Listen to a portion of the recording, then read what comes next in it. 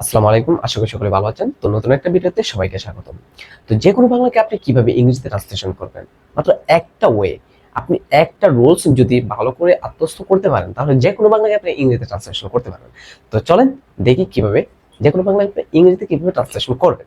দেখেন, এখানে একটা বাংলা লিখেছি, যেমন হচ্ছে জলবায়ু পরিবর্তনের ক্ষতিকর প্রভাব মোকাবেলার জন্য ভিন্ন দেশের মধ্যে আলোচনা, সমালোচনা, সমঝোতা, চুক্তি ও সহযোগিতার প্রক্রিয়াকে জলবায়ু কূটনীতি বলা হয়।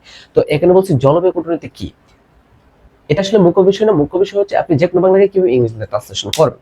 তো দেখেন, প্রথমে এট ফার্স্ট আমরা বলছিলাম যে কোনো বাংলাকে ইংরেজিতে ট্রান্সলেশন করার জন্য দুইটা জিনিস লাগবে, একটা হচ্ছে সাবজেক্ট লাগবে, একটা হচ্ছে ভার্ব লাগবে। হ্যাঁ, এই দুইটা জিনিস আমাকে প্রথমেই এট ফার্স্ট এই দুইটা জিনিস আমাকে আইডেন্টিফাই করতে হবে।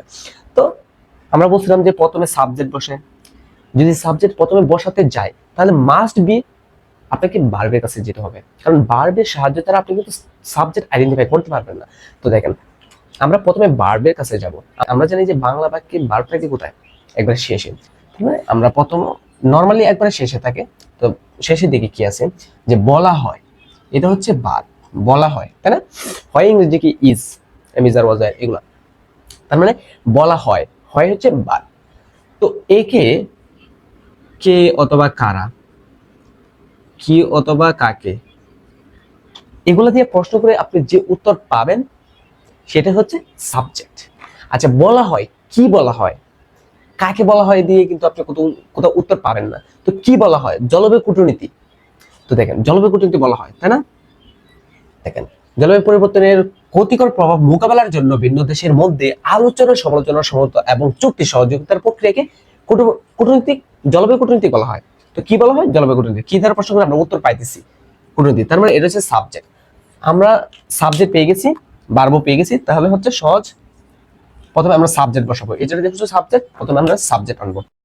তো দেখেন, সাবজেক্ট কি, জলবায়ু কূটনীতি। জলবায়ু কূটনীতির ইংরেজি কি, জলবায়ু ইংরেজি হচ্ছে ক্লাইমেট, ক্লাইমেট। আর কূটনীতি ইংরেজি কি, ডিপ্লোমেসি। হ্যাঁ, diplomacy.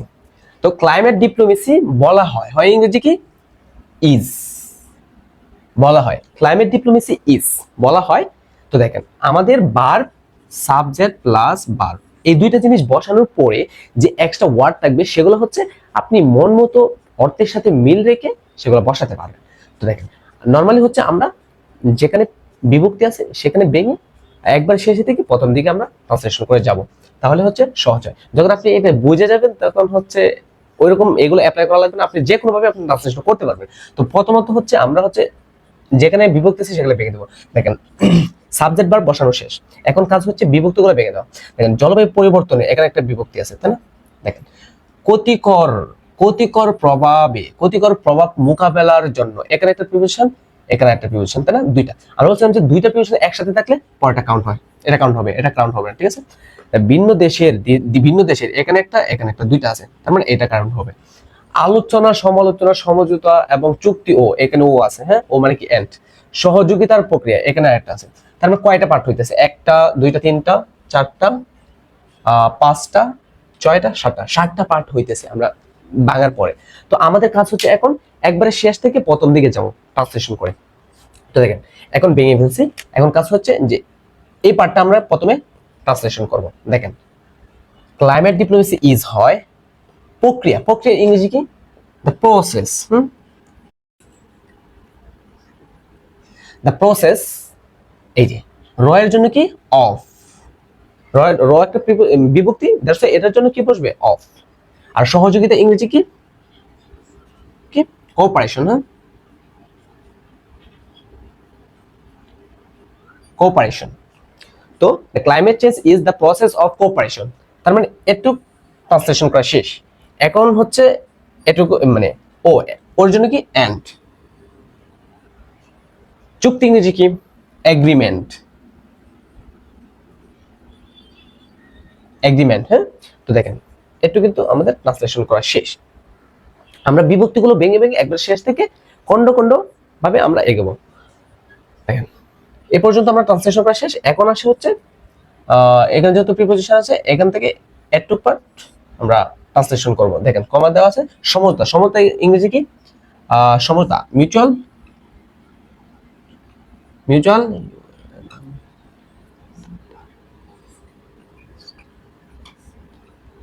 Agreement, mutual understanding and সমালোচনা, আলোচনা ও সমালোচনা। DISCUSION, ডিসকাশন অ্যান্ড ক্রিটিসিজম,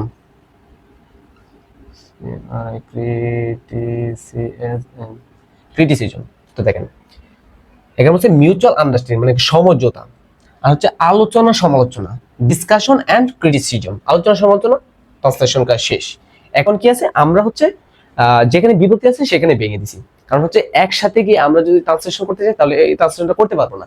তো এভাবে যদি আপনি বিভক্তিগুলো ভেঙে ভেঙে ট্রান্সলেশন করেন, আপনি যত বড় বাক্য হোক না কেন আপনি ট্রান্সলেশন করতে পারবেন সহজে। তো দেখেন এখানে আরেকটা পার্ট, এই যে একটা পার্ট, একটু আমরা ট্রান্সলেশন করবো। দেখেন এখানে দুইটা বিভক্তি একসাথে আছে, র বিভক্তি আর মধ্যে, দুইটা কিন্তু বিভক্তি মানে ইংরেজিতে preposition.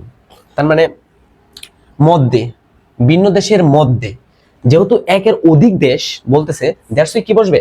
Among, among the countries,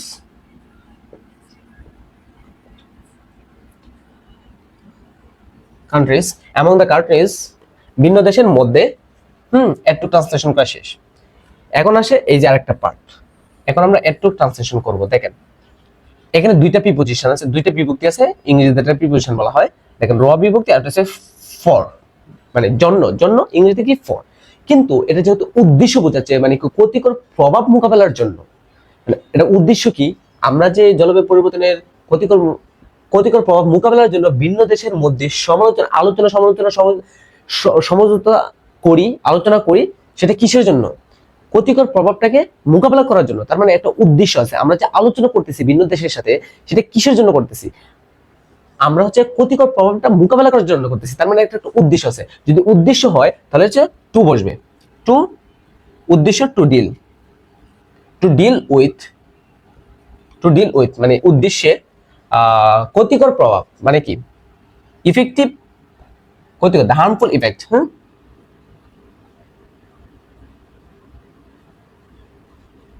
harmful effect, the harmful effect মানে ক্ষতিকর প্রভাব। দেখেন এতটুকু কিন্তু ট্রান্সলেশন করা শেষ, আমরা ভেঙে ভেঙে ট্রান্সলেশনটা করতেছি। তো দেখেন এরপরে আসে যে র আছে একটা, রর জন্য কি প্রিপোজিশন বসে? রর জন্য বসে হচ্ছে অফ। অফ, রর জন্য অফ।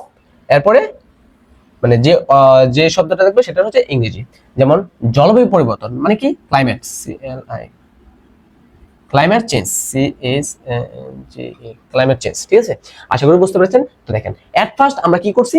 এট ফার্স্ট হচ্ছে সাবজেক্ট ভার্ব বসাইছি, এন্ড দেন হচ্ছে বিভক্তিগুলো ভেঙে ভেঙে, যেখানে বিভক্তি আছে সেখানে ভেঙে দিছি। এই জায়গার মধ্যে কি বসাইছি? একটা প্রিপোজিশন। এন্ড দেন হচ্ছে শেষে থেকে প্রথম দিকে আমরা ট্রান্সলেশন করে আসছি। আপনি এই এই রুলসটা অ্যাপ্লাই করে আপনি যে কোনো বাংলা আপনার ইংরেজিতে ট্রান্সলেশন করতে পারবেন। এই বাক্যটা যত বড়ই হোক না কেন, আপনি এই প্রসেস অ্যাপ্লাই করে যে কোনো বাংলাকে আপনি ইংরেজিতে ট্রান্সলেশন করতে পারবেন। তো বেস্ট অফ লাক। ক্লাসটি যদি কারো একটু হলেও উপকার আসে, তাহলে হচ্ছে যারা ফেসবুক থেকে দেখতেছেন পেজটা ফলো করে রাখতে পারেন, এবং যারা ইউটিউব থেকে দেখতেছেন তারা চ্যানেলটা সাবস্ক্রাইব করতে পারেন। তো বেস্ট অফ লাক, সবাই ভালো থাকেন, আলাদা করছে।